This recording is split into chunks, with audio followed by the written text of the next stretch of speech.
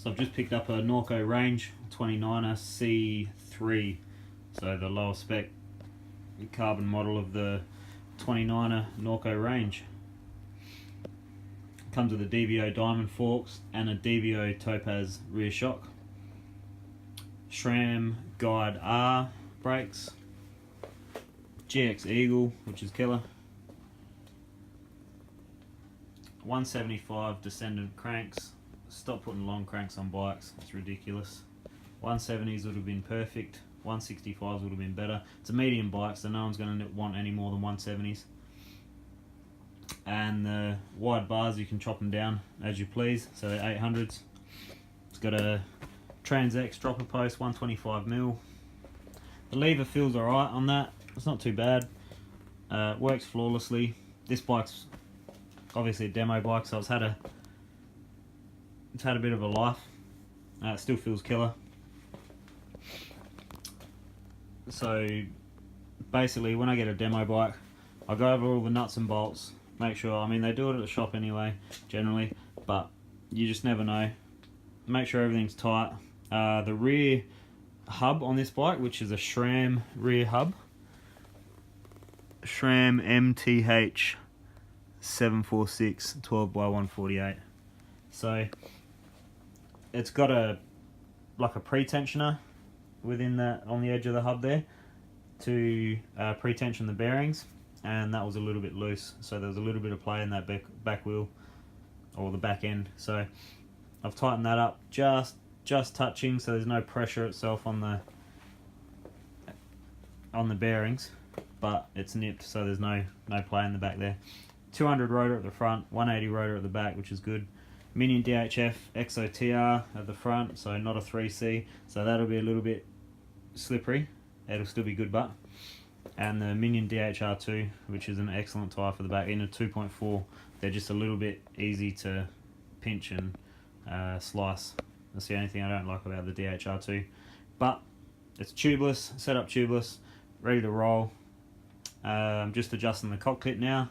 So what I've done so far is I've moved the brakes in quite a bit, and I'll play with the lever on that matchmaker, bring it up around a little bit more.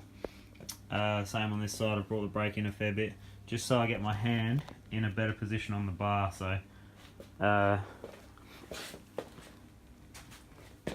where the brakes were, my hand was right up on the edge here, so I've moved them in so I can get a good handle on the grip, get it feeling a little bit better. The fork, hang on a sec.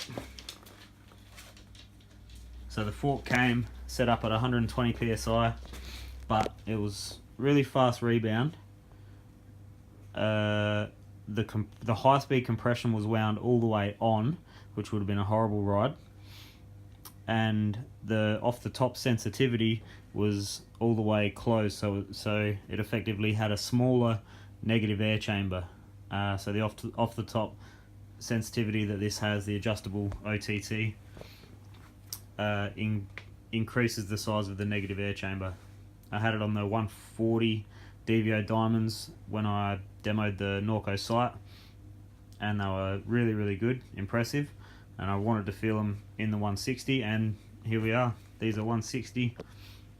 I've wound the OTT to max, so the biggest negative air chamber you can get, so all the way to plus, which is plus sensitivity on the fork. Set it up to 117 psi. Feels really good bouncing around outside. And I've wound all the compression off and just gone 2 clicks of high speed. I won't be able to play with the high speed until I'm on the track. That's a setting you got to do through rough sections and whatnot, through overall runs. The low speed compression, it's got this dial. Generally on the other fork, when I demoed it, I left it on 1. So this is 1, 2, that's the low speed compression, and then the high speed is the big one around here. So that's got clicks in there as well. You can't feel them there, but it does have the clicks. So I'll probably end up running it in 1 again, but I will experiment with them and basically start as a clean slate.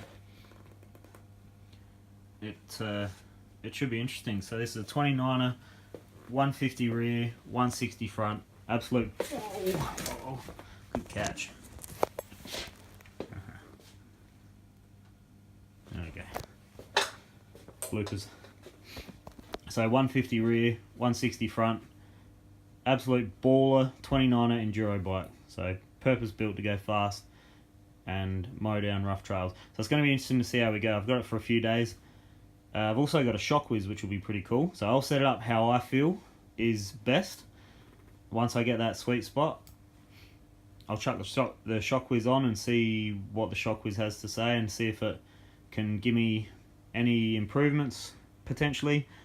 And then I'll set it up terrible, put the shock whiz on, and see if it can get me back to where I would like to be, where I like to feel it. More so on the rear than the front, because from what I understand, the shock whiz is much better at getting your rear suspension dialed than getting your front. Front suspension's much more. Seems to be a personal preference. A lot of people run vastly different setups and get a similar result performance-wise. So rear suspension is what I'll be focusing on with the shock whiz. But yeah, we'll see how we go. Can't wait.